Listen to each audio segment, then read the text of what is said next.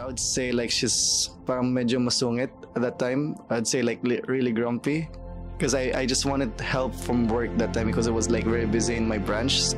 So there was like no option. So tinawagan ko siya para mangingi ng tulong. When we first met, akala ko magiging uncomfortable ang lahat kasi feeling ko napakayabang niya.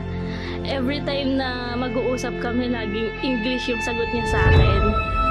But we click right away. Parang ang tagal na naming magkakilala.